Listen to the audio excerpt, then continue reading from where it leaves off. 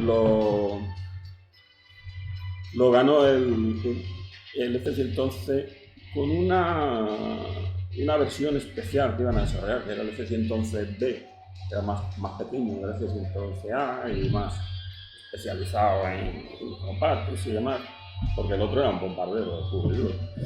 Y bueno, aquellos ya, incluso los mismos que participaban, no tenían mucha fe en el tema, porque en el año 65, recordemos que todavía estamos dentro de la guerra de Vietnam. La guerra de Vietnam acabó en el 60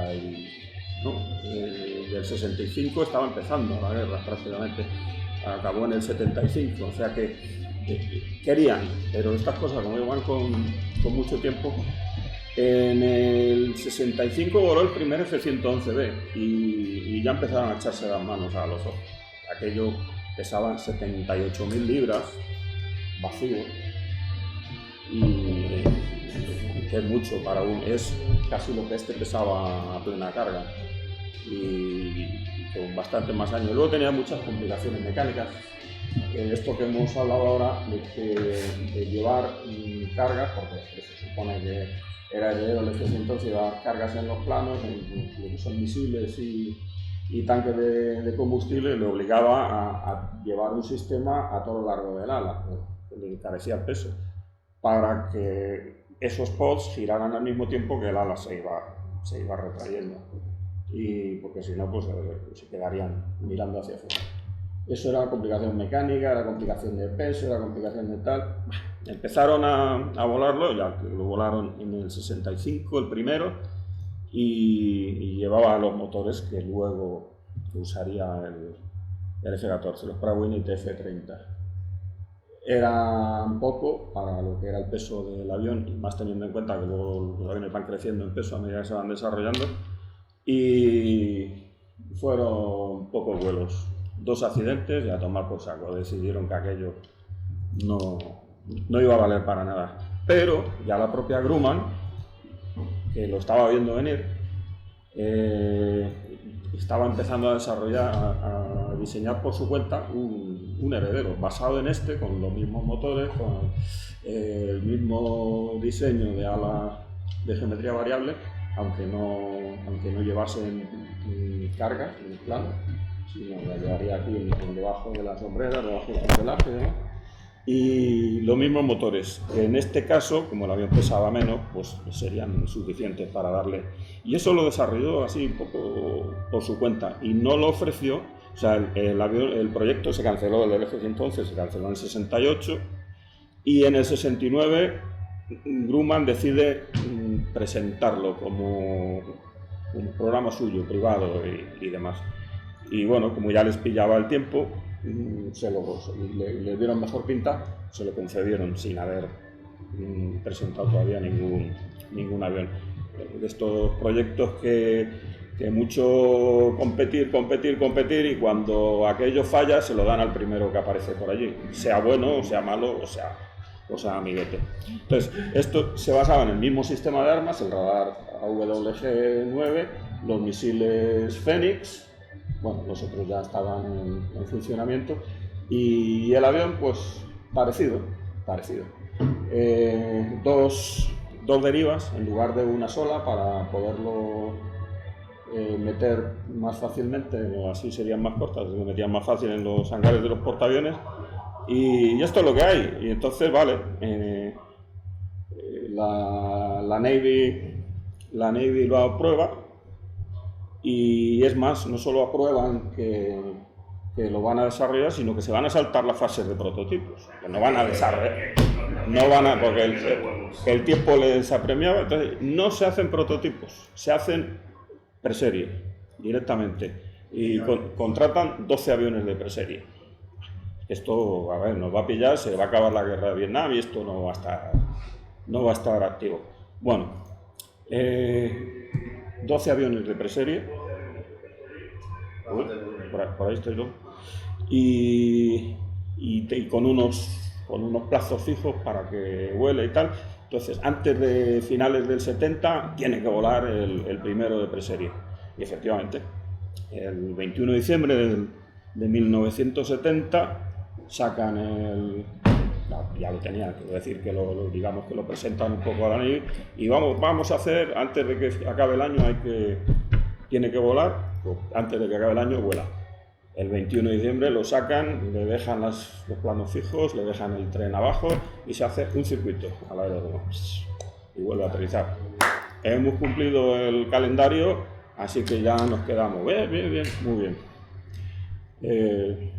A todo esto, Grumman tenía problemas económicos para desarrollar el proyecto porque era un proyecto privado propio, no estaba financiado desde el principio por contrato, con lo cual económicamente están muy apurados para desarrollarlo. Bueno, el 30 de diciembre dice, coño, si ya hemos hecho el primer vuelo y estamos en condiciones, vamos a hacer un segundo vuelo y ahora sí os vamos a enseñar este avión cómo va. Y vuelven a despegar, haciendo sus pasaditas, tal, esta vez sí retraen el tren, retraen la sala, los cierran, y a los 30 minutos, ¡pum!, luz de fallo del sistema hidráulico. Cuidado, este avión, esto está hecho en condiciones, tiene un segundo sistema hidráulico. Entonces deciden, a pesar de todo, volverse a la base y llevaban un intruder de avión del Chase Plane y le dice, ahí sigue saliendo hidráulico por todos lados. Entonces, a los 5 minutos, un sistema hidráulico de emergencia ha fallado. Vale, esto tiene un sistema eléctrico que mantiene los mandos básicos, o sea, alabeo y demás, y esto sigue volando. Perfecto, el sistema eléctrico no tienen nada más, pero siguen volando. Pero cuando está justo, y están ahí grabaciones en vídeo, cuando está justo en el umbral, tercera luz, sistema eléctrico de emergencia, caput. Y los tíos no les queda más remedio, el avión empieza a picar y no les queda más remedio que eyectarse. El avión cae en las teclas y ellos ahí un poco atrás entre los árboles, pero ya muy bajitos. Se calcula que se eyectaron a 25 metros y bueno, no les pasó más que alguna pequeña herida. Alguno debía ser de Bilbao, se levantaron así y tal. Bueno, pero aquello fue un poco desastre para el proyecto, porque tuvieron que reorganizar. Tenían ya los aviones, el primero para probar de vuelo, el segundo para probar de ensayos de estática, el tercero y tuvieron que reorganizar todo. Pero siguen adelante. Entonces, luego ahí se ve que los de preserie, pues unos llevan unas cosas, otros no las llevan. Luego en alguna foto los podemos ver. Y ya, bueno, pues siguen y lo empiezan a meter en servicio. En el año 74, esto era en el 70, en el 74 ya aparecen los primeros F-14 desplegados con los pilotos entrenados y demás, o sea que habían pasado en 4 años las entregas, la aceptación y los primeros contratos para empezar a construir y la primera formación de pilotos. Entonces ya en los portaaviones empiezan a aparecer los primeros F-14, ahora F-14A.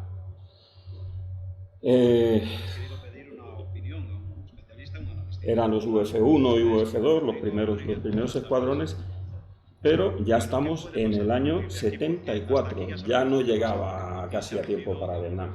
Vietnam acabó en el 75 y a lo más que llegaron fue a darse algún paseo por allí por la costa y empezar a hacer misiones CAP, pero nada más, no llegaron a sobrevolar ni siquiera espacio aéreo vietnamita.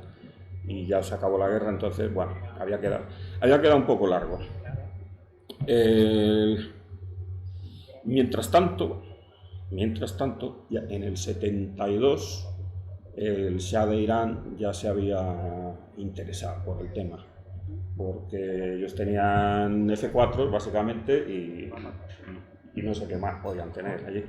Y tenían una necesidad urgente de contrarrestar los primeros MiG-25 que empezaban a sobrevolar, que en este caso eran rusos. No eran iraquíes, eran rusos que con la altitud que llevaban, pues estaban a salvo de todo, ¿no? Y claro, entonces al Shah esto le molestaba un poco y por ende pues también le molestaba al amigo americano, que en aquel entonces era su valedor. Y dijeron, hay que comprar un interceptor bueno, bonito, y no hace falta que sea barato, aquí tenemos pasta. Y empezaron ellos por su cuenta a estudiar F-14 y F-15. Hay por ahí una leyenda, o es lo que se cuenta, que un día organizaron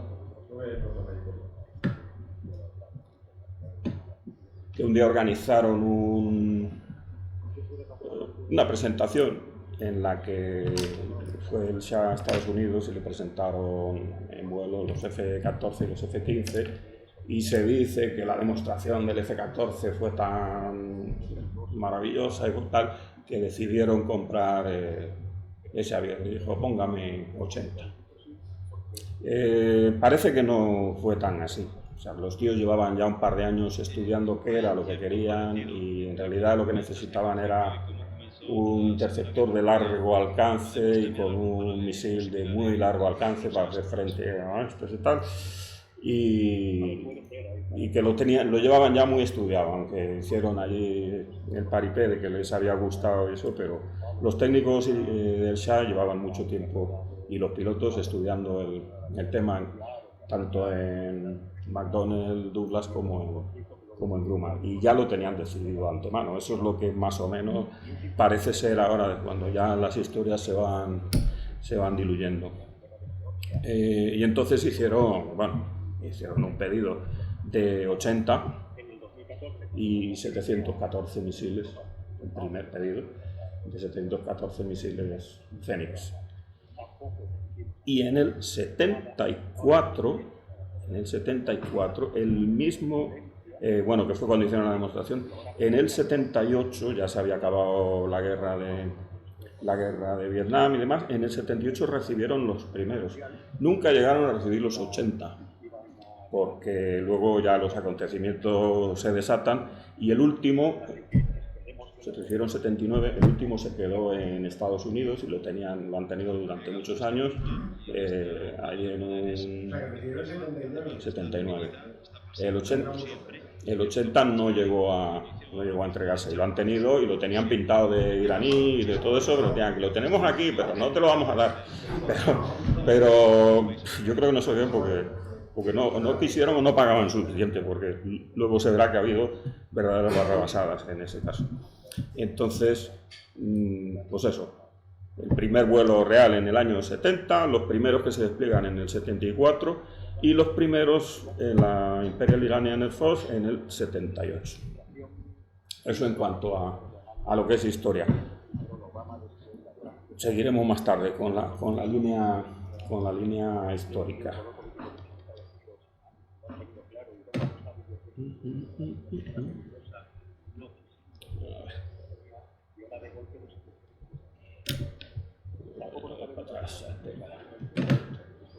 Vamos a ver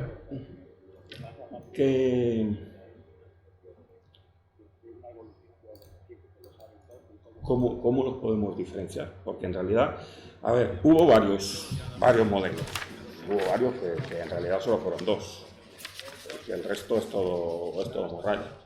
El F-14A, el primero que se entregan 478 a la Navy, y ese era el que llevaba los motores TF-30, los famosos motores TF-30. A ver. Bueno, aquí vemos las vistas. Hay una diferencia tremenda al verlo de frente, luego vemos en algunas fotos, de cuando el avión va limpio a cuando lleva el armamento aire-aire, porque todo este espacio que aquí parece que está como suspendido y tal, todo esto se llena de cacharros. Los Fénix eran enormes.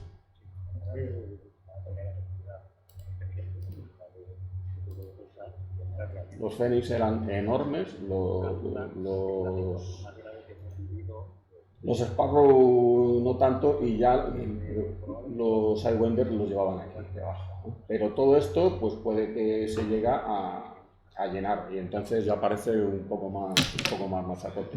Y luego ya cuando más adelante le ponen depósitos de combustible, pues, tal. Entonces, bueno, hay bastantes diferencias del avión. Con las alas desplegadas veréis que aquí no se nota nada. Aquí en este borde de ataque lleva unos guantes que llamaban, que lo desarrollaron en principio para cuando alcanzaba altas velocidades, iban a servir no tanto de canars, porque no tenía ningún control, pero digamos como los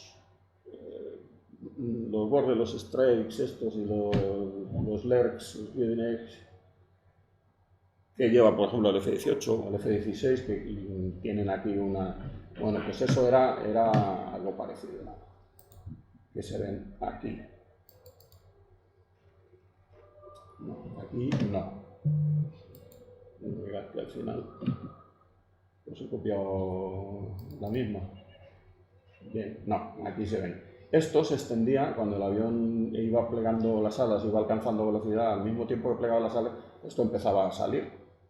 Y bueno, se supone que controlaba un poco el vórtice y demás y tal. ¿Qué les pasó? Que tuvieron algunos problemas. Esto lleva un actuador hidráulico aquí, y entonces en cuanto uno se extendía y el otro no, pues ya tenemos problemas de inestabilidad y de simetrías y demás, y era muy complicado, le añadía peso, y vieron que tampoco tenía un beneficio tal. Entonces, a partir de las versiones B, esto desaparece, se lo quitan y ya les daba igual. Entonces, luego veremos que, pero claro, esto como no se da siempre, si lo lleva fuera es un A, es un F-14A. Si no lo lleva fuera, pues puede ser un A que lo tenga desconectado, o un B, o un D, o lo que sea, pero bueno. Eso a la hora de intentar distinguirlos. Hay un detalle que sí nos da una pista bastante clara, y lo habréis visto que lleva debajo del morro, pues lleva esto.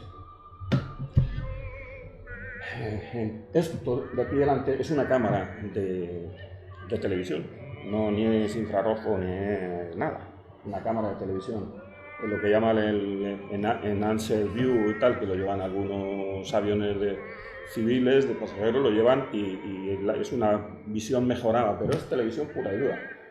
Claro, televisión pura y dura, en el año 70 pues tampoco podemos esperar que fuese ni 4K ni leche, ni nada. Pero les ayudaba, porque los americanos en aquel momento necesitaban, y sobre todo cuando la guerra de Vietnam, aunque tenían un blanco fijado en el radar, necesitaban tener confirmación visual de qué era antes de poder disparar. Si no tenían confirmación visual, no podían disparar. Con lo cual, pues si yo tengo confirmación visual, es posible que el otro también. Si tiene buena vista, los chinitos de Vietnam tenían buena vista. Y sobre todo a la hora de ver un avión grande y tal, entonces la confirmación la tenían los otros antes y podían disparar. Y bueno, pues esto lo instalaron. Esto en el F-14A es una cámara de televisión. Les permitía, dicen que a 10 millas ya les permitía identificar el objeto, ¿no? 10 millas es nada, 10 millas está el enemigo, está ahí encima. ¿Tiene sentido? Porque en Madrid eran 100 millas de alcance, ¿no?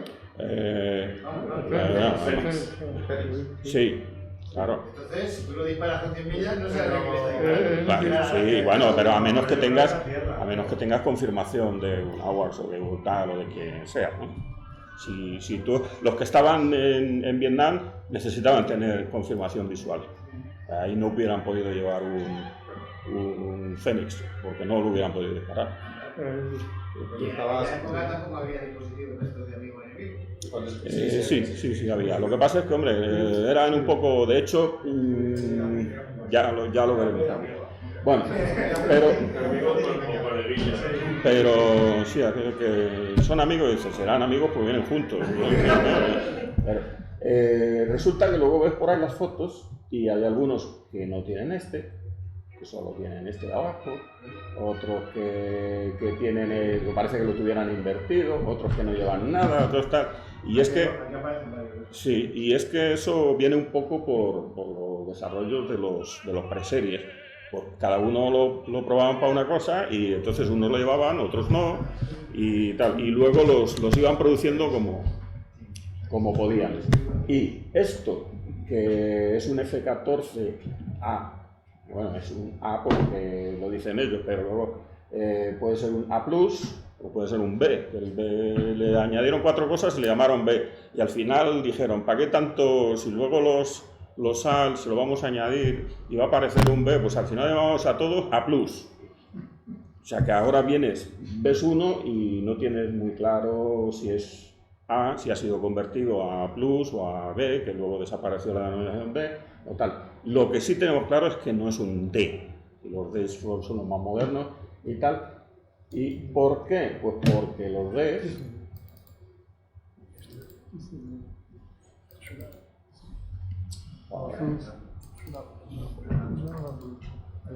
porque el D lleva 2.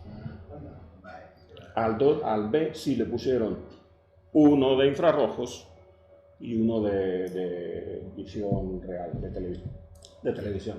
En este caso, pues bueno, uno lo llevan o bien está desconectado o bien le han puesto ahí una carcasa para protegerlo. Entonces, si lleva dos, como en estos casos, entonces es un F-14D, que es ya la modernización, que esa fue en el año 90 casi, que ya en algunos lados le llamaban Super Tomcats y le llamaban de todo. Esto tenía además la cabina digital, ya tenían cabina digital, que los otros eran cabina analógica, y le habían cambiado los asientos eyectores, que en principio eran Martin Baker, pero bueno, por la razón que fuese, y mira que los usaron pero bien, y dieron buen resultado. Pero se convirtieron a asientos eyectables americanos, los ACES, y la forma físicamente de distinguirlos es que si lleva 2 sensores es un F-14D y ya el interior es digital y de esos no se construyeron tampoco muchos, se construyeron 37 nuevos, además de los anteriores, y luego 18 que eran A's, A+ y B's, que los reconvirtieron en D's y le llamaban DR. Y José Luis, en los designadores esos, el de abajo rojo. Lo de abajo es una luz. Lo de abajo es una luz. Navegación, digamos. Sí, y esto es un sensor de contramedidas. Que eso lo llevaba el otro, en la mayoría de los casos, aunque no llevase. Eso es lo que hemos visto aquí. Aquí hay los que llevan lo del archivito de abajo, yo hay los que llevan el semáforo. Sí, pero eso. Bueno, eso debe ser de quita y pon con no mucho esfuerzo. Sí. Igual que aquí tienes algunos Eurofighter que atrás, todo en el final de la colita, tienen un sensor de un radar warning receiver y hay algunos que no lo llevan.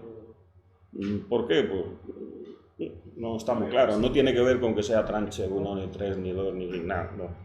Unos no y otros sí. ¿Por qué? Pues a lo mejor porque se lo han desmontado para algo y luego tardan en volverse a montar. Entonces, lo que sí tenemos claro es esto. Aquí si hay 2 es un D y si no puede ser cualquier cosa anterior.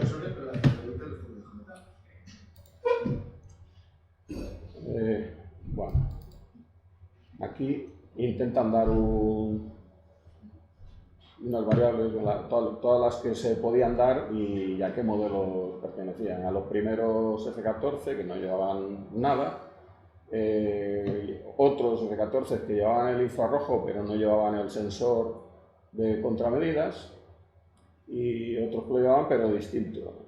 Y este que lleva las tres cosas. Y es F-14A de los últimos. Como se iban convirtiendo de A a A+ y a B y tal, pues en cualquier momento podía ser más antiguo que el que ya lo tenía instalado. Y sin embargo el D, pues ya sí que lo lleva. El control de televisión, el de infrarrojos y la antena, ahí la LQ100. Esas son las posibilidades. Pero eso sí, siempre con dos, solo un F-14. Luego, en la parte de atrás también hay una variación, pero que en muchos casos se fue actualizando, y es que tienen una antena. En la parte de atrás lo que tenía era un tubito para la descarga de combustible, y los D, teóricamente, los D llevan, lo podéis ver ahí en la maqueta, llevan una antena también como la otra, una antena de contramedidas. Pero, ¿qué pasó? Que luego a algunos de los modelos anteriores se les fue instalando la antena. Sí. Y Este no lleva. ese no lleva, pues ese en teoría sería un A. Un A o una Plus. Pero lleva dos. Ahí algo falla. De hecho, claro, esto no. Ahí algo falla. Bueno, sí, este es el mismo, pero sin él. ¿Y a qué es igual que este? Porque lo único claro es que el D, el moderno, llevaba los dos sensores. Ya llevaba el de televisión y el de infrarrojo. Eso es lo único claro. Sí, bueno, luego configuraciones de armamento. Como esto estaba desarrollado en base al Fénix, pues todo Fénix. Pero no. ¿El Fénix ya existía antes del Tomcat? Sí, el Fénix ya existía antes del Tomcat. De hecho, el Fénix iba a equiparlos en ese entonces. Yo lo que entendía es que esto lo hicieron como para usar el Fénix. Sí, también el F-111 iba a usar el Fénix. Entonces ellos lo que se quedaron fue con lo básico, el radar, geometría variable y el Fénix. Y lo presentaron en su propio proyecto, pero el F-111 ya existía. De hecho, el AM-54, el Fénix, es un desarrollo de aquellos que había de Hughes, los Falcon y todo ese tipo, y había un Jenny que no tenía guía de ningún tipo, que iba a una cabeza nuclear, y se suponía que como los rusos iban a ir en manadas de cientos de aviones, pues apuntaban allí donde venía la manada, ¡pum!, era un misil nuclear y se cepillaba. Era como tirar a los pajarillos con la escopeta de perdigones. Claro, aquello vieron que ni iban a venir en cientos de aviones, porque no lo sabía, ni aquello daba así mucho. Entonces el Jenny se quedó ahí y ves el otro por fuera y resulta que se da un aire, ¿no? Y salió poco después. Entonces eso ya era guiado con radar, y además tenía lo que hasta ese momento no tenían algunos, que aparte del alcance que se supone que superaba a todos, es si lo juntabas con ese radar, podías seguir 6 blancos al mismo tiempo, o sea, podías seguir 24 blancos, perdón, al mismo tiempo en modo búsqueda sin fijar ninguno, pero los iba siguiendo. Y cuando llegaba el momento podías seguir a 6, bloquearlos y disparar a 6. Eso lo hicieron a la vez. Lo hicieron una vez y derribaron 5. Pero eran blancos de estos Bomark que vienen lentos y sin alargar y tal, que no le quitan mérito al asunto, porque otros aviones no hubieran podido hacerlo. Pero vamos, que iban tal. El sexto no hizo ignición y no salió, y esperaron de los 6. Pero claro, eso era de vista a las cámaras o a Hollywood o a la propaganda, porque el avión prácticamente no podía volar con los 6 cacharros. En principio, si salía de un portaaviones, y no los gastaba, no podía volver a aterrizar en portaaviones, porque excedía el peso de aterrizaje. Entonces, o bien se desprendía de alguno, o bien tal, o se iba a la costa. Tal. Entonces decidieron para los periódicos, está muy bonito, pero esto no se va a usar.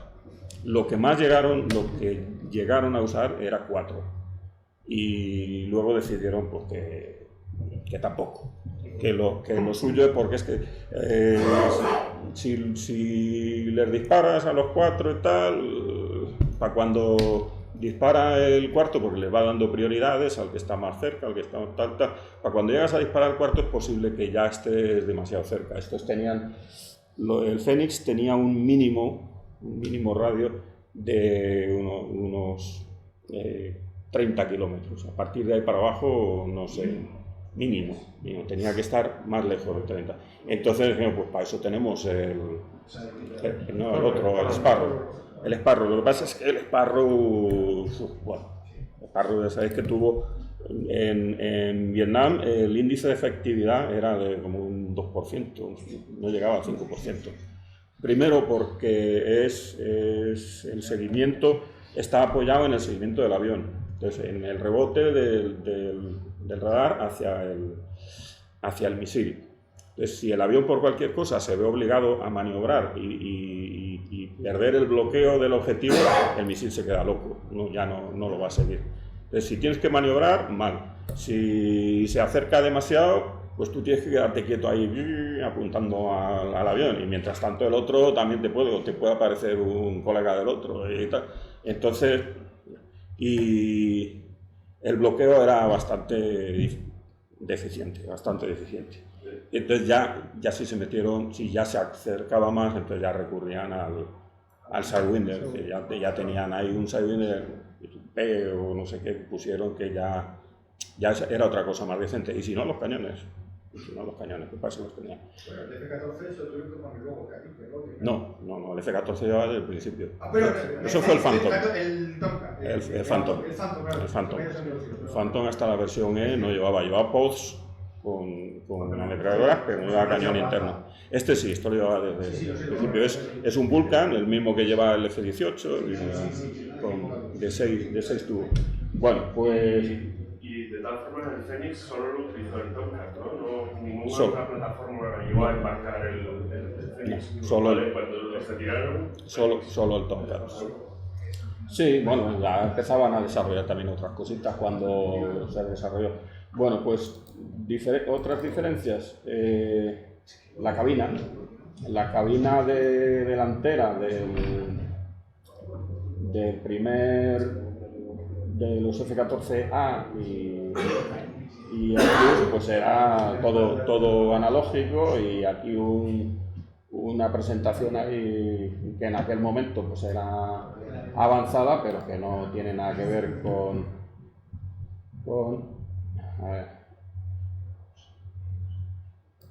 la cabina delantera del otro, del D. El D ya llevaba dos mandos digitales y bueno, ya era otra cosa. Le habían cambiado también ya el radar. El radar ya no era ese mismo, era una versión, le llaman totalmente distinto. En vez de llamarse AWG-9, se llamaba APG-71, y resulta que era una versión, como si hubieran hecho el AWG-9 Alpha o Bravo. Era una versión en desarrollo de él y que luego no se ha usado en otros. Pero bueno, ya lo habían pulido un poquito. La cabina del Río pues llevaba eso que hemos tenido todos en los simuladores, aquellos que llevaban, ya llevaba también pantallas digitales, y el radar de tiro y esto que tenían que meter ahí abajo la cabeza era más o menos lo mismo que el otro, pero también más modernizado, era todo digital. Y en ese sentido sí que le habían sacado. Vamos a ver.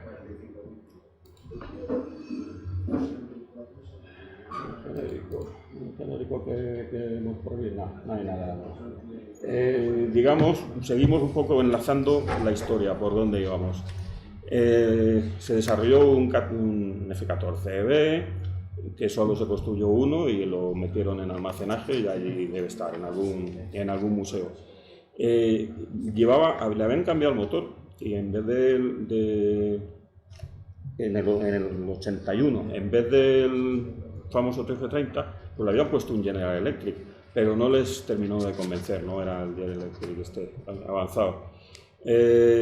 Cuando hicieron todas las modernizaciones de cabina y tal, se lo aplicaron también a uno y no fabricaron nada. También se quedó en planos. Hasta que llegó ya en el año 90 ya el Super Tomcat. A ese le metieron los General Electric F110. Y esto viene a cuento de que el famoso Pratt Whitney TF30 pues tenía unos problemas tremendos con el control del flujo de aire. En cuanto el avión hacía una maniobra un poco, había el motor que se quedaba en el lado escondido, digamos, entraba en pérdida. Pegaba unos estolazos de mucho cuidado, se quedaba, creaba vacío, el flujo se volvía, pero lo malo era que eso pegaba una explosión que reventaba los álabes del compresor. Los álabes a su vez salían para todos lados, cortaban de todo y eyección. Ahí probaron los Martin Baker. Luego el avión tenía una particularidad y era que, bueno, pues sí, maniobraba muy bien y tal, pero si tú por alguna razón lo metías en barrena plana, pues lo que le pasó aquí al Tom, lo metías en barrena plana, te decían que si a la segunda vuelta no había salido, eyección, porque ya no había manera de sacarlo. ¿Y qué pasa? Pues que este puñetero motor, al dar esa explosión, lo que hacía era, le metía un momento lateral tan fuerte que lo que hacía era meterlo en barrena plana. O sea, el motor lo sabía y decía, te voy a dar por saco, y nos metía el avión en barrena plana. Con lo cual, las pérdidas de aviones han sido brutales, por no decir más. Ese motor le modificaron, le intentaron hacer de todo, sacaron una versión que parecía mejor, entraba menos en pérdida, tal, y daba incluso más empuje, lo habían afinado un poco, pero a los novatos les seguía cascando. Entonces, esto les llevó a una lista como esta de accidentes de F-14. Son 3 páginas, 140 aviones perdidos, 140, la mayoría de 800, la mayoría por problemas de motor. Luego, a ver, la operación es... Pero mecánicos, o sea, no, perdidos no en combate, perdidos en accidentes. Mira, ese F1 se cayeron cerca de 40. Sí, 35, en España 35, que también es una cantidad cojonuda. También es una cantidad cojonuda. Pero bueno, aquí esto tiene la dificultad de los portaaviones también, y que no es fácil meter un avión de ese tamaño en los portaaviones. De hecho, hubo bastantes de estos que tocan en la popa y se parten por la mitad porque han llegado demasiado bajos y tocan, ¿no? Entonces, que se le han caído F-16 por el tubo, sí. Como la tercera parte. Bueno, es que si un día miramos las pérdidas de los aviones de combate, hablamos de unas cantidades que alucinas un poco. Bueno, pues aquí son 3 páginas como esta donde te dice por fecha, lo puedes ver por fechas, lo puedes ver por uno. Hay una página. Bueno, aquí tiene, sí. Hay una página que... Esto está por fechas, ¿no? Desde el 2002 todavía había... No se cae medio escuadrón en un año, ¿no? Hay escuadrones que llegaron a perder 8 aviones en un año.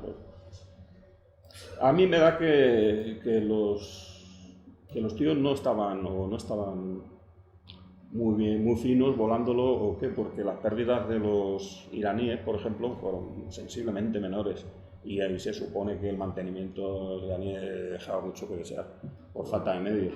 Y pero ya te digo, de los 800, 140 aviones perdidos en accidente. Y de los 140, posiblemente 80 sean exclusivamente por el tema de los motores. Eso lo metía, los tíos no tenían salvación. Una vez que el motor pegaba el pedo, si no le había reventado el avión, se lo había metido en pérdida. Pues lo malo de esto es que te lo reventaba. Al salir una gran cantidad de álabes salían despedidos, cortaban todas las conducciones de combustible.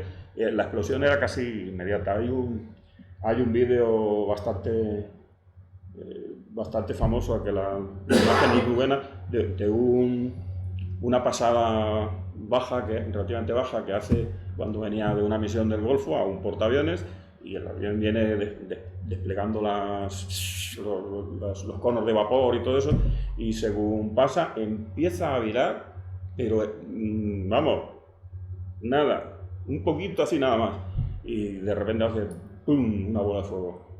Y esos se salvaron, pues cayeron al lado del portaaviones y tal, pero por nada, prácticamente por nada. Y es porque si en ese momento el motor te revienta, sale todo y a tomar por saco. Y si era más alto y el avión te había quedado más sano, pero con el empuje te lo metía en barrena y había que eyectarse, porque ese avión no lo sacaba de una barrena. Entonces, esos son los puntos oscuros de la historia esta del F-14 que no te lo suelen enseñar, aunque hacen alguna referencia en Top Gun al ese que entra en pérdida y no sé qué, pero nada. Luego, de su historia, estamos siempre hablando de los americanos, claro, luego ya volveremos. A ver, los americanos en el año 81, luego volveremos y ya veremos que en el 81 ellos tienen su primer combate, pero en el 81 los iraníes llevaban ya 100 aviones derribados. Y eso no se ha sabido hasta muy después, hasta mucho después. Y bueno, 19 de agosto del 81, ahí enfrente de Libia, y el Gaddafi, que en aquel entonces estaba de tocapelotas, declara que hay una línea que en vez de ser sus aguas territoriales, en vez de ser 2 millas o 12, que hay una línea ahí, que eso está claramente dentro de su territorio, en el Golfo de Sirte, y que de ahí no puede pasar nadie.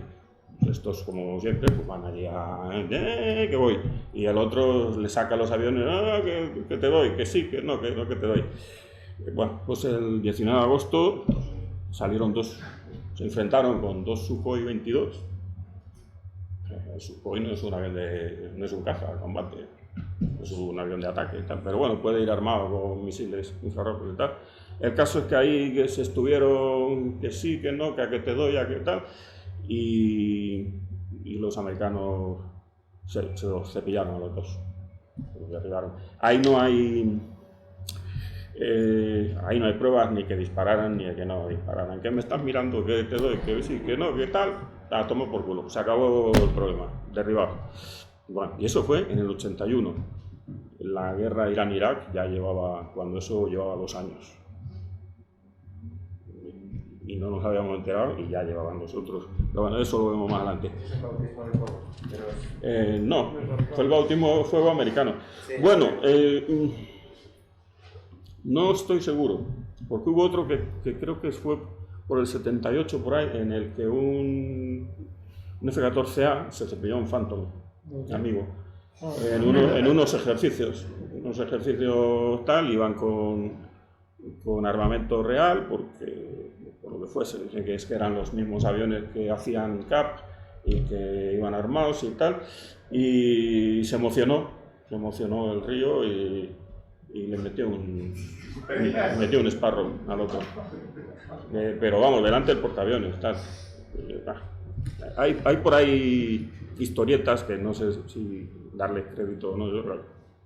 Que si el tío le dijo, es que me has dicho Fox 2, Fox 2, y dice, sí, pero joder, que es una maniobra, esto tal. Bueno, al tío lo sometieron a consejo de guerra, lo expulsaron y no sé qué.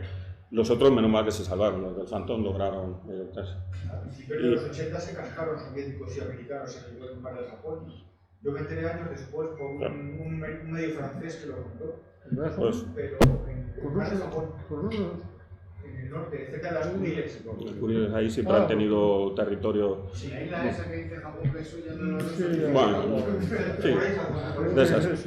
El caso es que eso me parece que fue el bautismo fuego. Porque fue antes, pero, a ver, una pelea de verdad contra un enemigo de verdad, aunque no le disparó en este caso, ni era un caza con todas las de la ley, pues fue en el 81 contra los Su-22. En el 89 ya se enfrentaron con otros que, bueno, eran algo más que el Su-22, pero tampoco era para tirar cohetes. 2023, también en la misma historieta, que si voy para allá, que si el otro han salido dos de una base y vienen hacia acá. El caso es que estaban todo el rato y cada vez que se enfocaban, pues salta, ¿no? El radar warning diciendo, me está enfocando. En teoría, este tipo de jueguecitos, pues no tienes que bloquear al objetivo, simplemente le detectas en la barrida y ¡pling! Pero no le blocas, porque ya el bloquearlo significa amenaza de que te voy a dar. Y bueno, pues aquí estaban, los floggers les bloqueaban, cada vez que giraban y venían para acá les bloqueaban, el otro sí, el otro no. Se supone que luego ha habido sus más y sus menos, que no tiene nada que extrañar, o en cualquier caso puede ocurrir, cuando ya estaban como a 20 millas enfrente ya uno de otro, después de haber sido acercando, se supone que por el visor vieron la llamarada de un misil que salía de uno de los MiG-23. El misil ni lo encontraron, ni lo buscaron, ni tal. Puede que sea una excusa o puede que sí dispararan. El caso es que aquello ya fue... ya les habían dado autorización a que si se sentían atacados dispararan y se los cargaron con Sidewinder, los dos, porque ya estaban relativamente cerca y no se fiaban de como ya estaban maniobrando, de que pudieran seguir el bloqueo del avión para que el Sparrow no se fuera. Entonces directamente se fueron al Sidewinder y se cepillaron a los dos MiG-23. Y... también fue. Sí, también en Libia. Y luego, durante la guerra del Golfo, un helicóptero, un Mi-8, que se lo cepillaron con un Sidewinder. Y hasta ahí llega la carrera bélica del Phantom, del F-14 norteamericano. Bueno, si sumamos dos ceros en el mar del Japón en el año 91, eso también puede que cuente, pero lo del final de la cuenta atrás. Pero hasta ahí como caza. Sí que es cierto que luego participó en todas las guerras posteriores. Ya en la guerra del Golfo, los aliados, y bueno, esto era la Navy, en la guerra del Golfo los ataques primero estaban controlados por la USAF. Aunque tenían allí a la Marina y tenían todo, y como siempre vienen las rivalidades. A estos, digamos que solo les concedían misiones CAP y de protección de la flota y poco más. Porque la excusa es que no se fiaban de los sistemas IFF, la identificación amigo-enemigo, no eran lo suficientemente precisos, según la USAF, que preferían los del F-15, que eran ya más modernos y más precisos. Con lo cual, es decir, sí, tienes mucho alcance, pero corremos el riesgo de que si yo estoy por allí, me cepilles a mí porque no has sido lo suficientemente preciso. Esa oficialmente era la excusa, luego pues las rivalidades entre ellos y tal. Y entonces dijeron nosotros, pues a esto hay que darle uso. Y lo convirtieron en el Bombcat.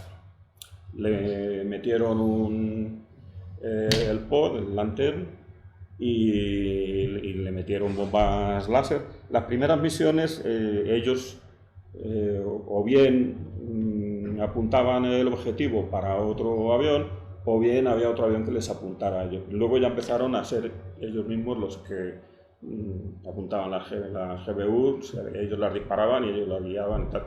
Pero eran misiones de bombardeo cuando ya tenían digamos establecida la superioridad aérea y demás. Otras misiones que hacían con la capacidad del radar era hacer de forward air controller, o sea, una especie de mini AWACS que iba guiando y le podían pasar ya los datos con data link, se pasaban los F-15 y demás. Y entonces ellos tenían, digamos, un control del área más cercano, pero no iban armados. Pero tampoco había mucho sentido usar el F-14 de bombardeo teniendo los Corsair y los Intruder. Los Corsair llegaron a participar por los pelos. F-18. Por los pelos. Sí, tenían F-18, pero hay que darle uso. Es un avión que está ahí que... Ya, pero ahí no sé. Que se pone los cuadros de cerveza, pues... Ahí, otra de las misiones que desarrollaron así con relativo éxito eran las de reconocimiento. Ya se habían retirado los F-8 de reconocimiento, ya no había tal. Entonces desarrollaron un pod, TARPS, que bueno, era enorme, iba... ahora cuando veamos fotos, entre los dos motores, en la parte de atrás, un pod de tamaño apreciable. De hecho cuando el pod de reconocimiento y de película, en plan panorámica y todo eso, que incluso empezaban a intentar transmitirlo vía radio, transmitirlo a su centro de control y tal. Lo que pasa es que, bueno, en aquel tiempo, para cuando terminaban de transmitir las fotos ya había llegado el avión, o sea, pero la intención era buena y luego de hecho el desarrollo ha sido cojonudo, pero eso, los TARPS llevaban... No llegaba a ser ni de 56, no, cuidado. Lo llevaban en la parte de atrás y entonces, como pesaba tanto, tenían que equilibrar el avión. Entonces tenían unos misiles Sparrow de lastre, cargados de lastre. Entonces los dos misiles delante tenían que ir de Sparrow de estos de... Luego si se lo tiras a alguien a lo mejor le hacen... Es que si no el avión se iba. O bien le ponían los pallets que llamaban ellos, que son los soportes para los Fénix. Aunque iban vacíos, no llevaban Fénix, pero llevaban los soportes, que ya de por sí pesa, que el soporte es un tocho pesado. Y así le podían poner detrás el TARPS. Y hicieron muchas misiones TARPS. Eso ya quizá más adelante. Kosovo, en Bosnia. En Kosovo y en Bosnia, claro, tenían superioridad aérea, iban de bombardeo puro y duro, eran Bombcat. No llegaron a tener misiones, de hecho, estaban destacados en tierra, no estaban en los portaaviones, sino que estaban en bases terrestres, en el norte de Italia o donde fuese, y se iban allí a bombardeo puro y duro. Y tuvieron miles de misiones para mantenerlo activo. Porque, en esas misiones TARPS, en la guerra del Golfo, un F-14 fue derribado. Aquí la niebla de guerra, o sea pues unos dicen que lo derribó un antiaéreo, otros dicen que fue un MiG, nunca se ha sabido. Como estaba sobre tierra, era sobre Irak, uno de los pilotos lo capturaron y el otro se salvó porque había caído como a 2 o 3 kilómetros, y cuando se acercaban las pick-up estas allí a por él, apareció una 10 que andaba por ahí, no se sabe por qué, y se lió a tiros con las furgonetas y salió zumbando. Entonces a ese le lograron rescatar, pero el otro ya se lo habían capturado, de los dos pilotos. Y luego hay otro por ahí que unos dicen y otros no, que se perdió por causas desconocidas, haciendo también una misión TARPS. Nadie sabe si fue derribado, fue que le reventó el motor o qué, El caso es que no volvió y lo encontraron luego en el mar, ya mucho tiempo más adelante. Y bueno, pues luego, sí, otro que hay ya en el 2003, cuando se estableció ahí una zona de no sobrevuelo y demás, en la que ya la guerra se había acabado hasta la segunda. Pero bueno, entonces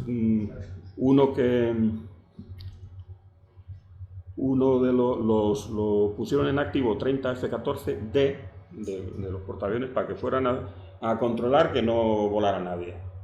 Y uno de ellos con una avería, el sistema de combustible, que era un F-14B, que estaba sin convertir, era de los A que habían modificado algo pero que no llegaron a DS y no sé qué, pues uno de esos tuvo un fallo en el sistema de combustible y se tuvieron que inyectar y se perdió el avión.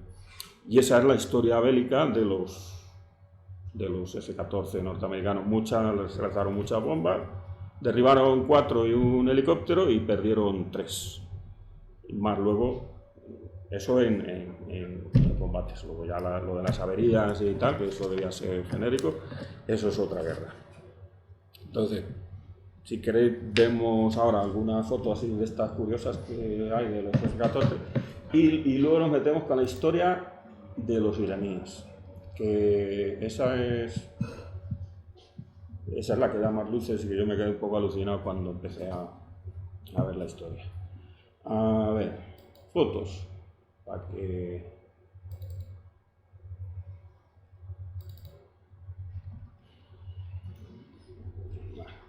Esto las tendrá también Luis, estas son de Pima, este es el que está en Pima.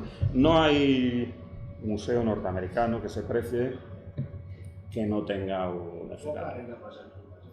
¿Y?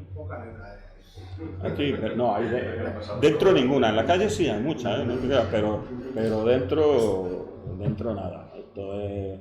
A ver, aquí está.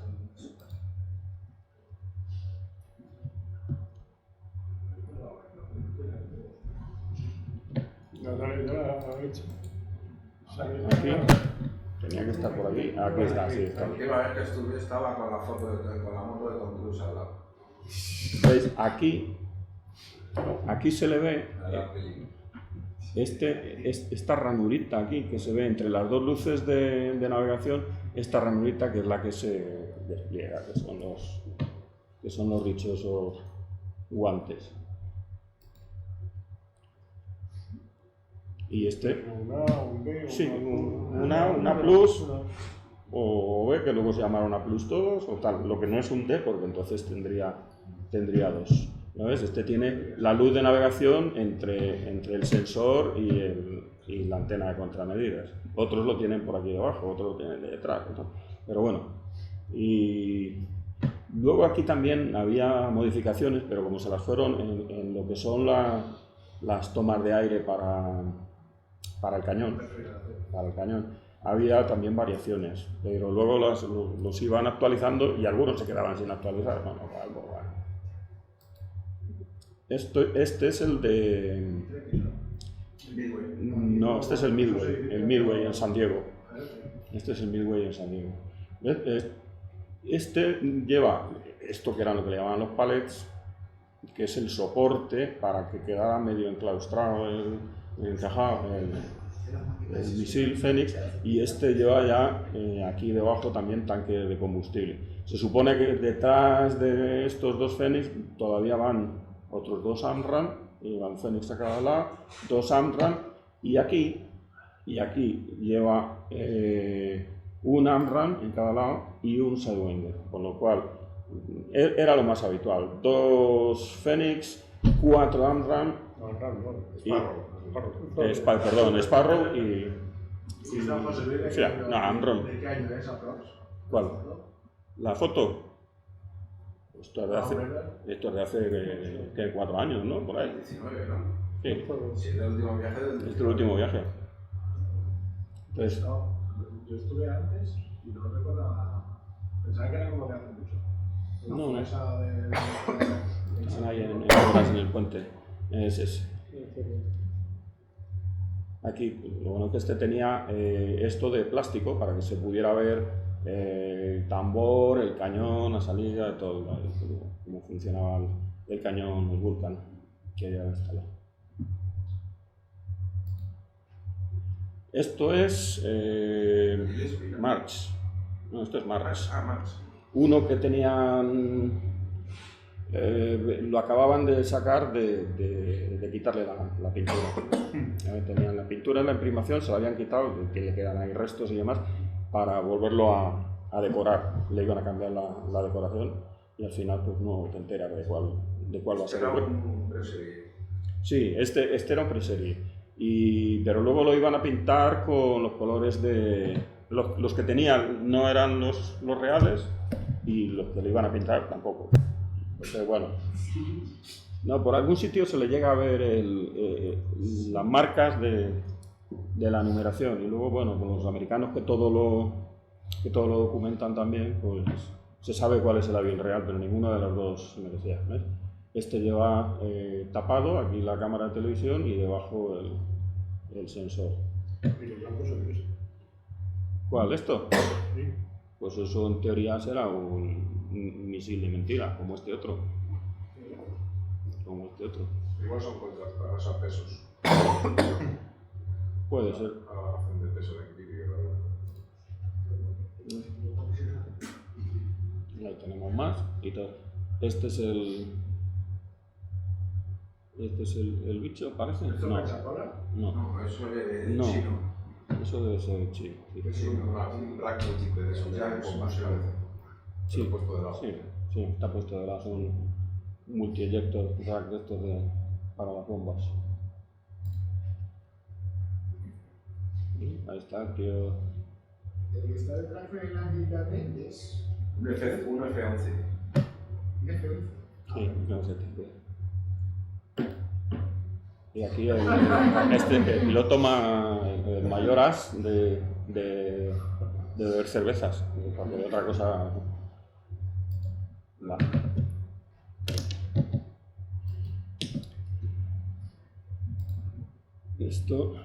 Eso eran fotos mías, por supuesto. Y estas, algunas que he bajado de la web,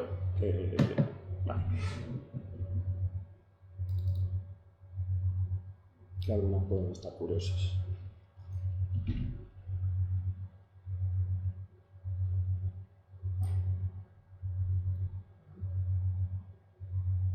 Bueno, esta es famosa, ¿no? Por ahí ahí contra el vapor. Bueno, hubo un detalle curioso. Cuando les cambiaron los motores, cuando ya eran A+, el A+ ya llevaba, no todos, pero luego ya tenía los motores nuevos. Se está agotando la batería. La batería se está agotando. Somos posibles y está enchufado. Pues a ver si ha pasado lo que te he contado. Y de lo que tenía Eso mismo es lo que os he contado que me pasó con ese cargador, que a lo mejor no está bien. Ahora pone enchufado, antes no ponía. Los segundos ya, los A+, al cambiarle al motor General Electric, no usaban postcombustión para el despegue del metal. Con la catapulta era suficiente. No usaban la postcombustión. Vamos, no era necesario y de hecho no la usaban. Así que, y esa es la ventaja ya de la Plus, o sea que tenía potencia de sobra para despegar a plena carga. Lo que no podía luego aterrizar a plena carga, si llevaba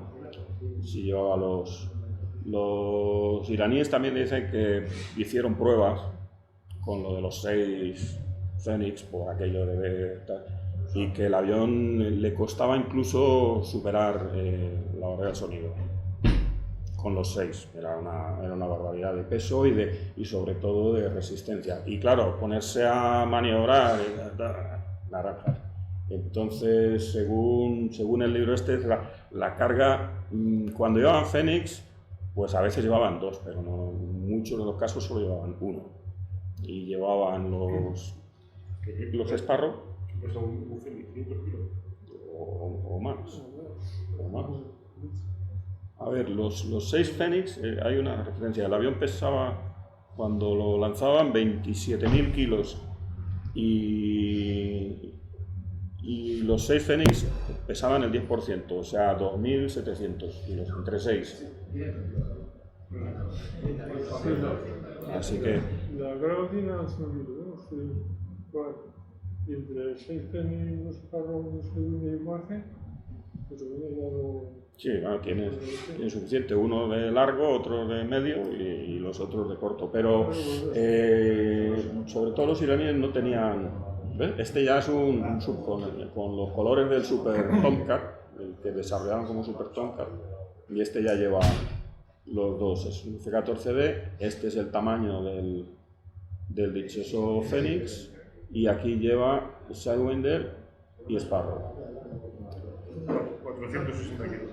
¿Cuántos? 460. 460. Sí, pero si le añades que tienes que meterle también el pallet que hay que instalárselo, pues se te pone en 500 kilos. Y luego lo que eso te recorta.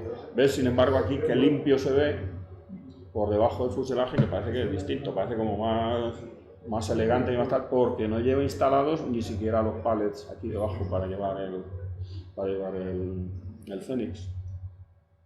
Entonces se nota mucho más la limpieza de líneas.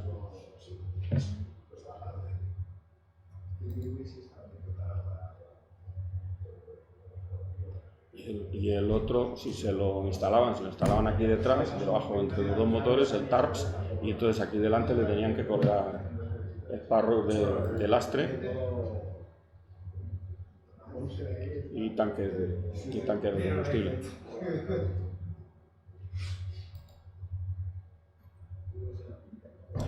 Esta es la posición de aparcado, digamos, para meterlo en los hangares. Tenía un punto que manualmente lo desbloqueaban y se podía cerrar las alarmas, que se mete encima de los estabilizadores, con lo cual ocupaba menos para poderlo aparcar. Entonces está todavía en la posición de que tienen que desbloquearlo, porque si no, no se va a mover. Ahí le tienes. El camarillo. Camarillo. El camarillo al lado de la base de Pueblo. ¿Será cámara hielo? Cámara hielo. Sí, pero esa camarillo. Tienen ahí un museo al aire libre de misiles con un Tomcat y un Phantom. ¿Tenía este avión capacidad para llevar armamento nuclear? Porque en aquella época lo buscaban mucho en los aviones. No, yo creo que ya cuando eso la Navy ya no tenía nada nuclear. Pero como digo, como hombre, los Emerson Bomber, por eso preguntando. Pero fue en los 90, Pero la versión Bomber ya fue muy al final. Pero 90. La USAF a lo mejor le hubiera gustado, pero como era la Navy, no nos hablamos y se queda. Porque el F-18 sí la tiene. El G. Bueno, la tiene quien se la quiera andar, porque llevar la bomba la puede llevar cualquiera. O sea, no creo que tenga mucha más complicación. El tema de comunicaciones para actualizarlo, porque por peso de 61 esas son pequeñas. Que de hecho, no sé si se la habrán dado ya al F-35, la homologación, digamos, la certificación, porque el B-1 no la tiene. Pues ahora mismo el único que tiene capacidad nuclear es el B-52. ¿Y el B2? El B2 yo creo que ya tampoco. Y en la tuvo, el B2 la tuvo, pero yo creo que ya no. Porque solo tienen que revalidar periódicamente, y si entrenarlos les va a suponer, como lo van a quitar, si entrenarlos les va a suponer tal, han dicho otro. Y el único que la tiene, el B1 no la tiene. Tampoco. Pues supone ya pasta y han dicho si no la va a usar. ¿Para qué? Bueno, aquí está. Esto era el de Maracas, como estaba. Este debe ser, este es como el otro, lleva ahí un misil de cartón piedra. Ahí está con el motor. El museo por Virginia estaba. Esto es un A. por los motores, estos son los TF30, por los motores se le distingue. Los otros, los General Electric, se ven los pétalos como se cierran unos con otros, se ve mucho mejor. Este es una... El X-Ford tiene la serie de combustible solamente, y tiene el Sí, aquí tiene, se nota que solo tiene el... Si, lo que pasa es que si tuviera también la antena, no nos decía gran cosa, porque la antena luego se la han puesto algunos. Pero bueno, ahí... A ver, ¿dónde está?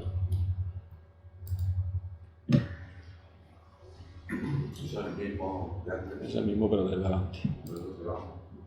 201. Esto es en San Diego. Eso es la Vegas. Eso es Palm Beach. Pues esa montaña, joder. Eso iba a ver. Eso iba a ver. Se parecen, pero... Eso está en Prince, ¿no? Palm Beach. No. Por eso es que ese tipo de... Ese tipo de siempre. Este es el que sale en el final de la cuenta atrás, está en el Museo de la Segunda Guerra Mundial. Por eso no tienen que Museo de la Segunda Mundial, pero No, no, como los ceros. está en el mundo de siempre, que se enseñaron aquí a Ferrosón de Lugo en los años 50 y 60. Y es todo en plan megapijo. Y como había vuelos con mucho dinero allí, pues se llegaron a hacer una colección de aviones que realmente espectacular. No te digo. Eso es el Intrepid. Súper. Ese es el Intrepid.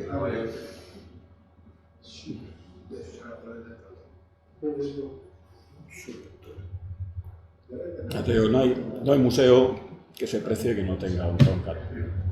Y eso que achatarraron muchos y demás. Han achatarrado prácticamente todos. O sea, y los que hay en museos están tan contados por dentro que es Bueno, imposible que puedan aprovechar. pero precisamente lo de achatarrarlos fue una excusa, creo yo, para sacarle lo de dentro y venderlo. Porque está claro que no le iban a vender a Irán un avión entero, pero piezas les han seguido vendiendo hasta, no se sabe, unas haciendo la vista gorda y otras... Lo que yo oí es con el tema de no dejar ningún vuelo porque no se fiaba de mantener algún vuelo. Bueno, de hecho, una historia que es curiosa es que la CIA organizó el tema para que un piloto iraní desertara y se fuera a Irak para que los americanos pudieran ver el avión. ¿Su F-14? Sí, ¿Su F-14? su F-14. O sea, imagínate hasta dónde llega ahí la... A ver qué coño le han puesto para que después de 20 años, sin mantenimiento y sin nada, siga de la ingeniería inversa. ¿Qué es lo que le han hecho para que siga volando? Porque ellos pensaron... Bueno, y entonces hubo uno que desertó a Irak y se lo dieron a los americanos. Luego hay leyendas de que alguno también se lo pudieron llevar los rusos. ¿Y ese el que desertó dónde está? ¿Quién? ¿El piloto? El avión. Ah, el avión. Se montó un escándalo muy gordo porque se contó que a una serie de televisión, esa que eran unos que hacían de policía, que eran guaperas, el piloto y la marina, y una capitán de los marines, pues les habían dejado un F-14 y se lo habían dejado intacto. Y se enteraron, creo que se montó un follón que llegó al Congreso. Estos son... Luego ves que de F-14D hay muy poquitos, porque casi todas las...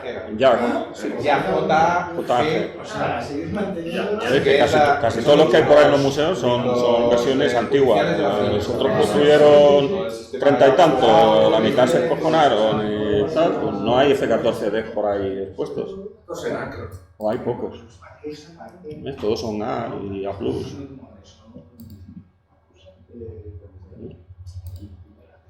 Este sí que es un D. Este fue el último.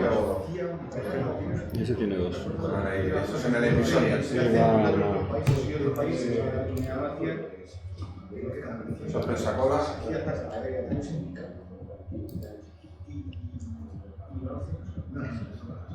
Es el mismo, el D. Eso es el Cipriani, y el 103. comparte. Esto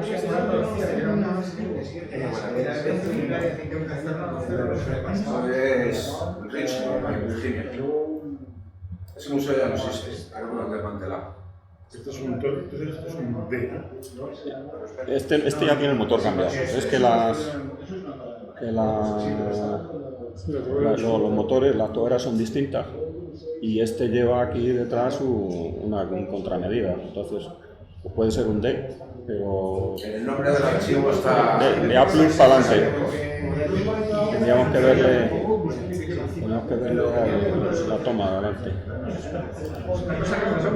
Es este, es un D porque tiene los dos sensores. Haciendo esta foto, de pronto sonó un avión y sonó un aeropuerto. Y era el F1 que estaba haciendo tomas y despegues. ¿Dónde? Eso es en Richmond, Virginia. Por ahí detrás se ve un Blackbird. Creo que tiene dos, o el F1, me parece. Que dos. Aquí.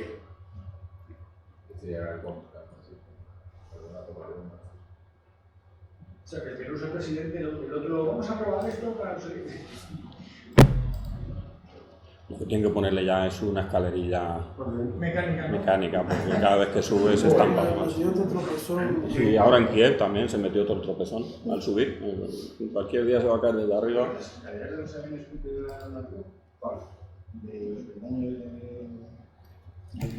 Esto es el Patusen River, en el Museo de la Base de Pruebas.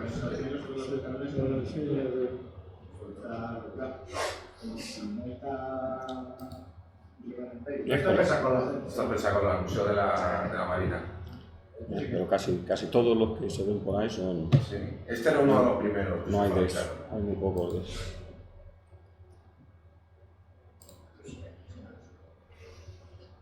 Black Aces.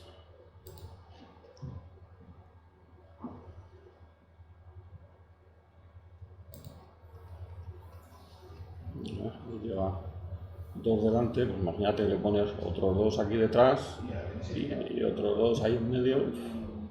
No, yo creo que ganas así redondo, Y aquí hay un ciego, ¿no? Sí, me engancha. Sí.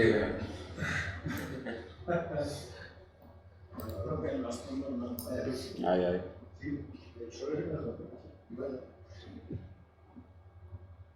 Esta es la versión preferida, 2 y 2.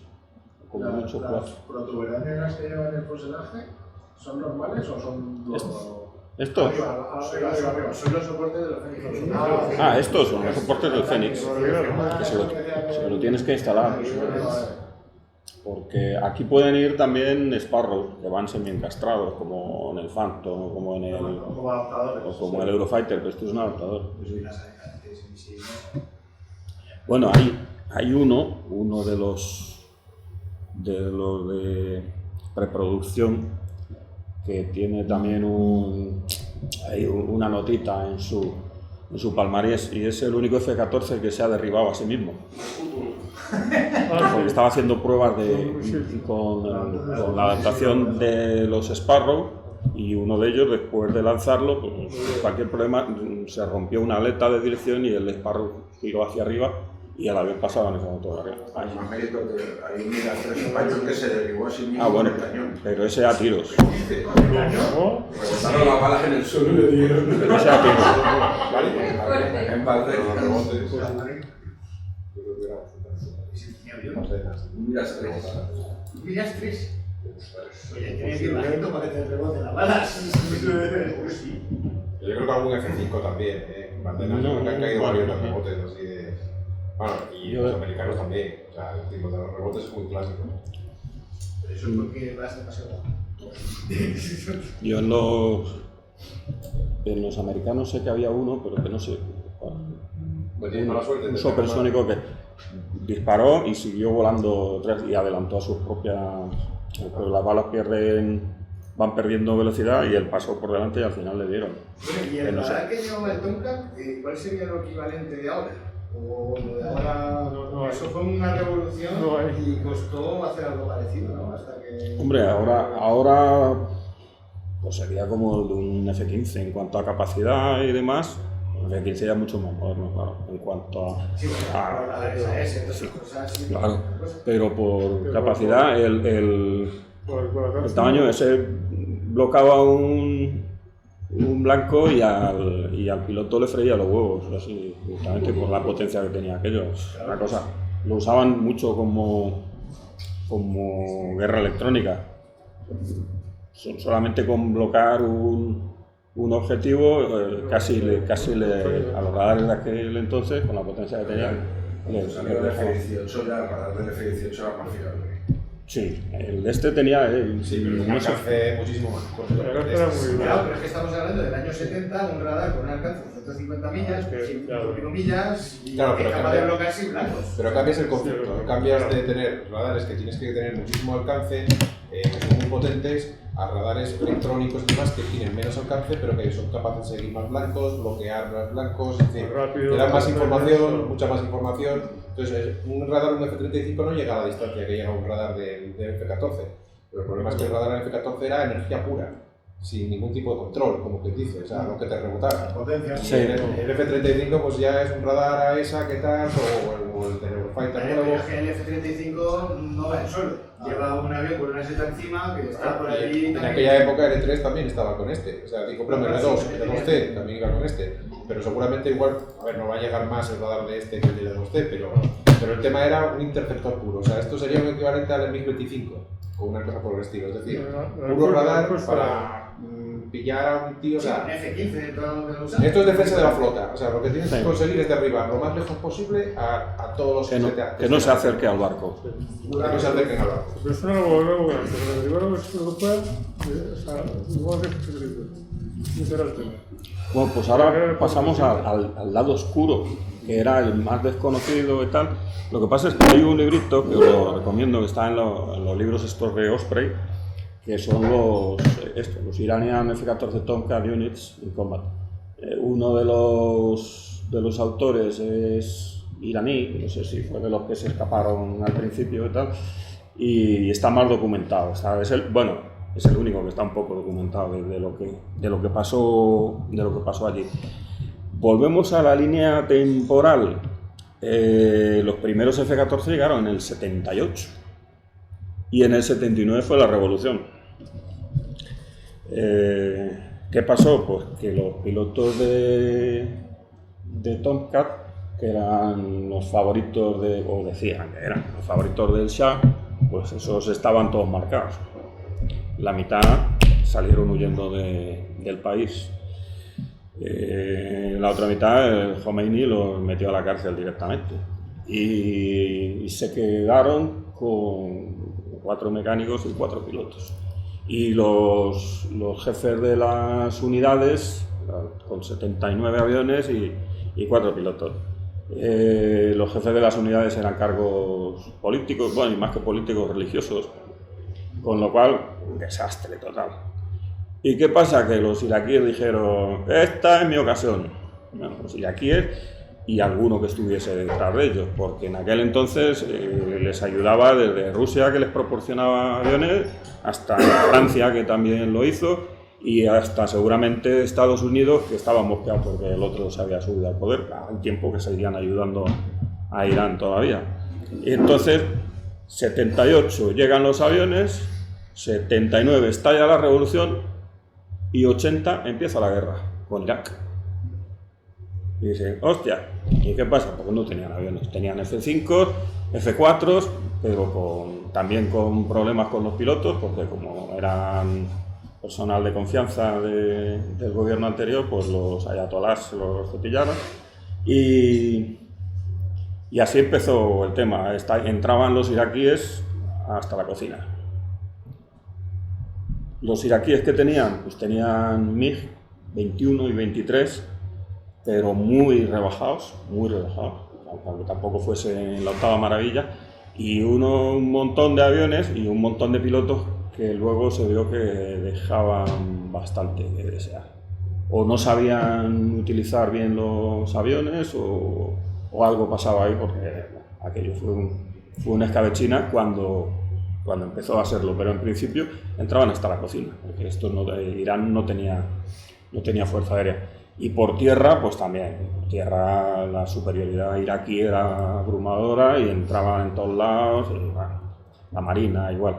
¿Qué pasó? Que se dieron cuenta de que, joder, tenemos aquí 80 aviones que se nos van a pudrir, porque llevan 2 años sin mantenimiento, no tenemos pilotos y tal. Bueno, pues empezaron a sacar pilotos de la cárcel y llegar a un acuerdo: no te juzgo, protegeremos a tu familia, vamos a olvidarnos de la política, pero tú vuelas y no sé qué. Y a empezar a formarlos otra vez. Montaron una base aérea exclusivamente para poder juntar los mecánicos, porque es que tenían tan poquitos mecánicos que si tenían 2 bases no iban a poder hacer mantenimiento a los aviones. Pero claro que tenían 50 mecánicos activos que conocieran el F-14. Entonces los juntaron todos en una sola base y empezaron allí a volar. Al principio solo con el radar, porque muchos de los misiles los habían saboteado antes de irse, tal, les habían quitado elementos y piezas y tal, entonces tenían que empezar a sacarlos que tenían almacenados y ponerlos en servicio. Bueno, debió ser un comienzo duro para ellos, y los iraquíes ahí aprovecharon y hicieron escabechina, pero empezaron estos a volar y los usaban prácticamente al principio de mini AWACS que tenían sobre la frontera de Irak y la de Turquía, porque a veces venían los iraquíes, entraban en Turquía y luego de Turquía pasaban a Irán, y Turquía hacía la vista gorda. Luego la hizo también al revés, cuando entraban los iraníes. Entonces pasaban, no querían saber nada. Y el reconocimiento de los MiG-25, que eran rusos, claro, me imagino que la información se la pasaban los iraquíes, y luego ya eran MiG-25 iraquíes los que venían a hacer los vuelos de reconocimiento. Venían a 70.000 pies y más 2,5 en adelante, no había quien subiera. Hasta que haciendo pruebas y empezando a soltarse, pues ya dijeron, esto se va a acabar. Y yo creo que en el momento más álgido llegaron a tener 50, 60 aviones activos de los 79 que les habían comprado. Entonces, sí, en principio sí, lo que pasa es que 50, 60 en principio. Lo que pasa es que luego la falta de repuestos los iba diezmando, o sea, cada vez han ido teniendo menos. Estos, los primeros derribos de los iraquíes ya fueron en el año 80, cuando la guerra empezó en agosto, pues en septiembre, octubre ya empezaban a enfrentarse, y con lo cual fueron antes que el primer derribo norteamericano, salvo el Phantom ese que se cargaron ellos mismos. Pero ya en 80-81 fue el boom, y en 2 años ya tenían, los F-14 ya tenían más de 50 derribos de todo tipo de aviones. A ver, la lista que está por ahí, bueno, ya la veremos. Vamos a usaban mayormente dos libreas. Había una tercera por ahí que también se ha visto, que es como esta, la desértica, pero más clara, más rara. De esos se veían pocos. Usaban esta que era gris-azul y la otra que fue la que más se usaron. Básicamente esas 2 libreas. Y a medida que fueron teniendo Fénix disponibles, pues habían comprado un montón. La primera compra fueron 700 y pico. Y luego compraron alguno más y a saber. Lo que han podido conseguir durante tantos años. Pues después de que se supone que los desarmaran todos los F-14 en Estados Unidos y tal, pues vale, sí, ya no se podía exportar un F-14, pero vamos, tú pedías lo que quieras, una piececilla por ahí, una pata de tren o no sé qué, y seguro que lo conseguías. Ten en cuenta que cuando eso lo he estado buscando y no he llegado a encontrar datos concretos de cuando la operación aquella Irán Contra, que estaba el Oliver North y tal. Las piezas las compraban en empresas israelíes. Imagínate, en los años 80 o 85 y tal, un israelí vendiéndole piezas de Tomcat a un iraní. O sea, aquello, pues eso ocurría. Eso ocurría. Se sabe, que cuando en el juicio del Oliver North se sabe que le llegaron a proporcionar alrededor de 2.500 misiles TOW anticarro a Irán en el año 85. Que Irán ya era el enemigo, era el diablo y era el no sé qué, pero le vendieron 2.500 TOWs. Y luego piezas de estas, pues efectivamente no estaban cortados, pero si yo te pido un no sé qué de una tobera o te pido un spoiler de no sé cuánto, eso se lo conseguían. Y no solo eso, electrónica. Se sabe que ya en el año 96 hubo también un contrabando muy gordo y era electrónica para los misiles, porque les fallaban la computadora, datos de vuelo, muy curioso, que eso también por lo visto les proporcionaron muchas, las baterías de los Fénix. La batería, se le iba a la batería y a tomar por culo, y el Fénix ya inutilizado. Te compro una batería. No, es que los aviones están desguazados, sí, pero las baterías están allí. Y siempre hay alguien que te la vende. Y las baterías se utilizaban para y siempre hay alguien que te la vende. Entonces las baterías de los Fénix, para volverlos a poner en marcha, las compraron en el año 96. Que ya dice, joder, si se supone que... Bueno, pues ahí estaba. Y muchas piezas. Más luego, a ver, ellos también fueron aprendiendo y empezaron a... El Fénix y el radar, pues iban con válvulas de vacío. Entonces empezaron los propios a mejorar el software y a mejorar y a meterle chips y a hacer todas estas cosas que al principio los propios pilotos, si se enteraban de que el avión estaba retocado con electrónica iraní, se negaban a volarlos. O sea, hasta ese extremo se llegaba, pero bueno, luego han ido y ahí está.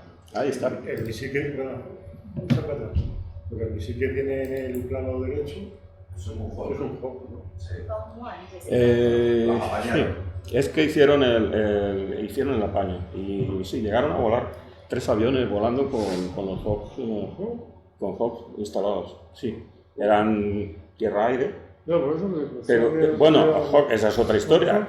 Los iraníes tenían un surtido enorme de Hawks que metían para la protección. De hecho, derribaron bastantes aviones con el Hawk.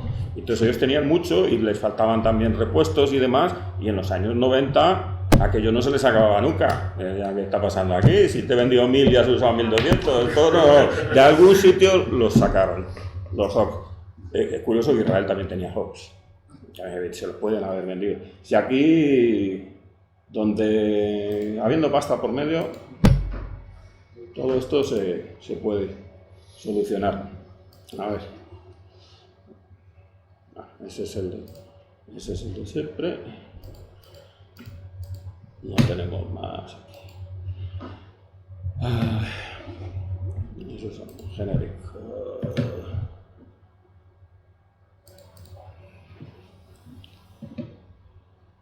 De aquí, igual que pasaba antes,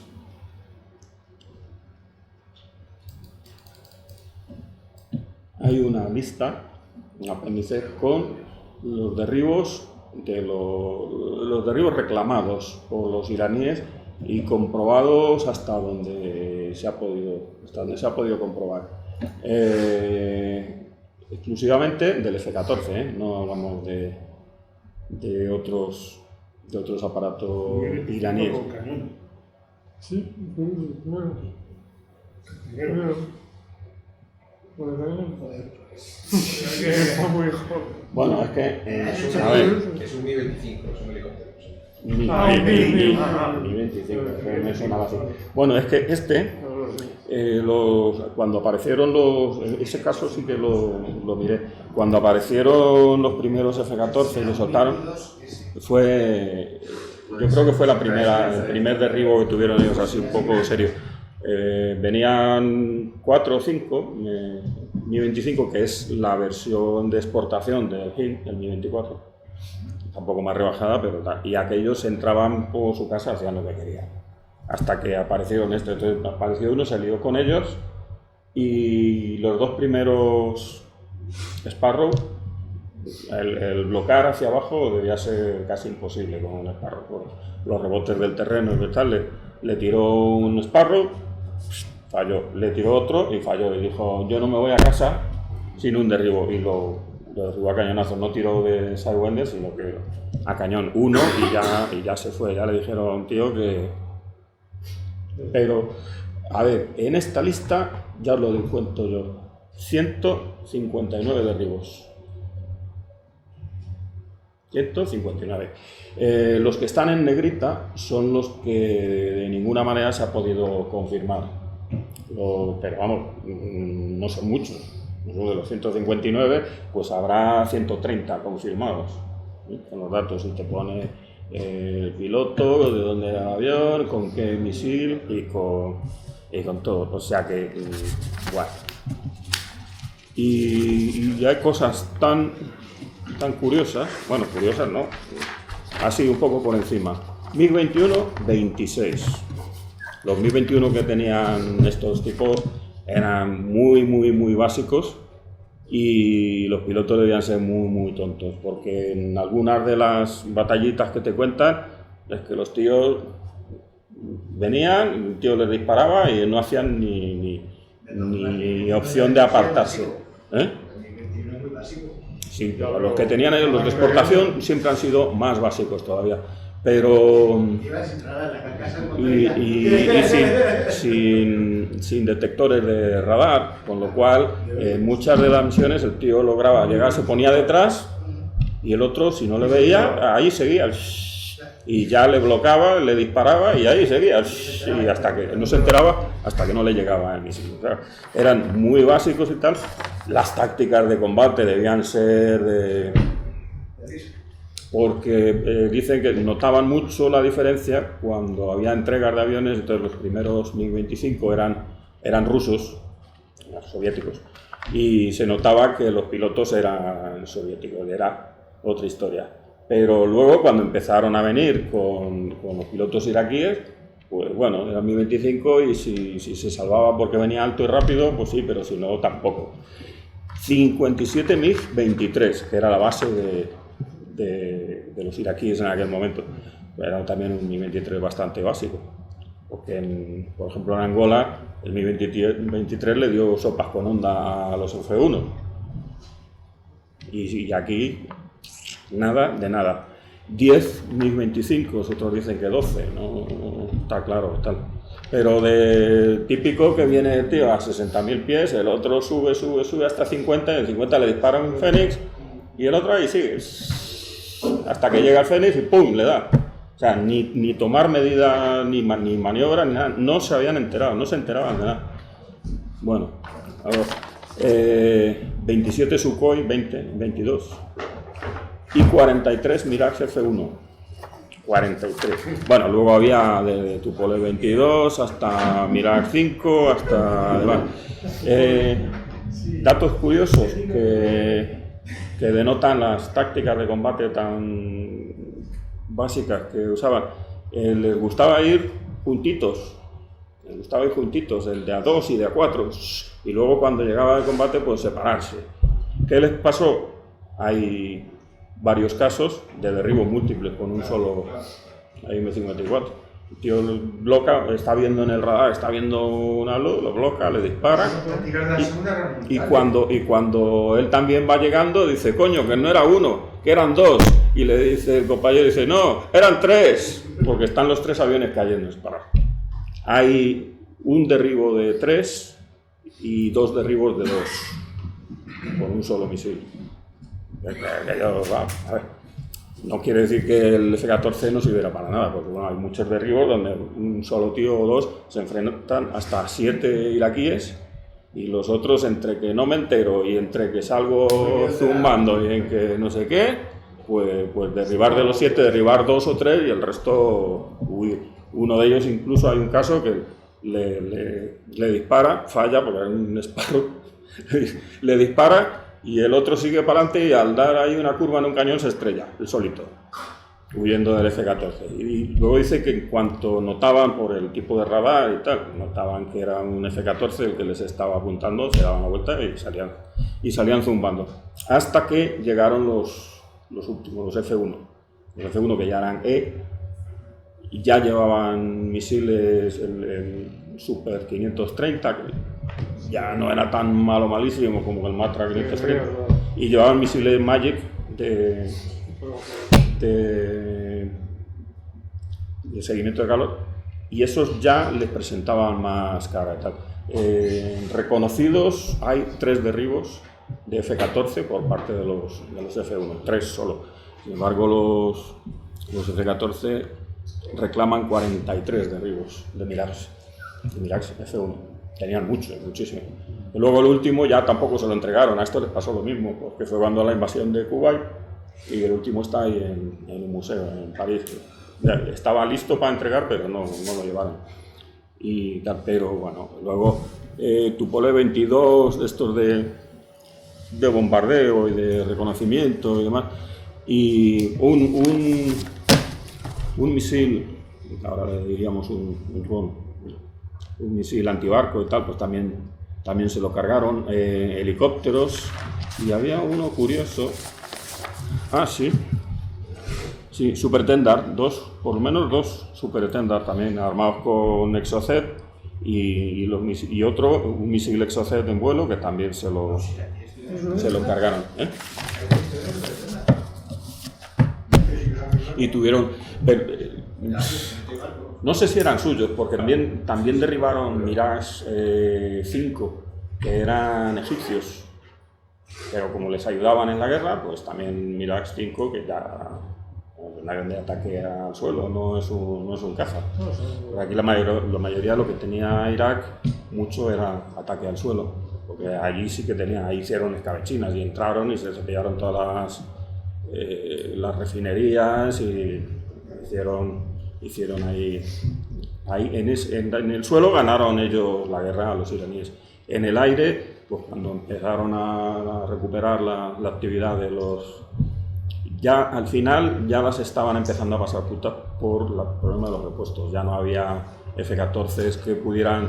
El radar, la central de datos de vuelo y todo eso les fallaba mucho, entonces el radar se quedaba inoperativo.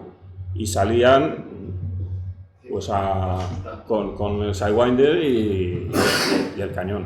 Y los que podían pues estaban operativos todavía, y entonces ya las cantidades en el momento menor yo creo que no tenían ni 20 aviones operativos. Y luego había otros que podían volar, pero que solo funcionaba el radar, entonces esos los usaban de AWACS. Pero claro, el punto álgido fue a principios del 80, que recuperaron pilotos y tal, y lograron poner los aviones en vuelo, hasta 50, 60 dicen, y luego ya de ahí cada vez el tema de mantenimiento, pues el mantenimiento era brutal. Estos decían que el Phantom, en total, podían ser 5 o 10 horas hombre por cada hora de vuelo, cuando volvía de una misión. En el F-14 podían llegar a 50 horas hombre. En algunos, otros menos, con lo cual pues se ponían con uno hasta que acababan con él, pero si había venido tocado o lo que sea otro, pues ya sabes, tendrá que esperar. Pero es llamativo, y estos datos de derribos y demás, estos ya estaban, o ya se habían hecho cuando lo de Libia y tal, y sin embargo esto se ha venido a publicar mucho más adelante, ¿no? Los americanos reconocían que ni ellos... O sea, que fueron los primeros sorprendidos. Y luego, pues, buscando datos en Irak y tal, llegaron a encontrar algún avión en Irak de F-14 y suponen, después de la invasión y tal, y suponen que puedan haber sido perdidos por averías y por problemas de este tipo. Pero ellos lo desconocían. Y los iraquíes, si lo sabían, no se lo dijeron a nadie, o luego estos datos se perdieron, pero este es el contraste de la poca actividad bélica que tuvieron los norteamericanos con estos. Todavía les quedan algunos. Ahora, luego les adaptaron el misil Hawk, que es tierra-aire, y ellos tenían bastante para usarlos porque ya se estaban quedando o los tenían utilizados los Fénix. Y este se supone que tenía también alcance y capacidad y tal, pero pesaba mucho, los parámetros de lanzamiento eran complicados y no. Luego han construido ellos uno que tiene un nombre de estos que le ponen los iraníes, un persa, muy parecido, debe ser una réplica del Fénix.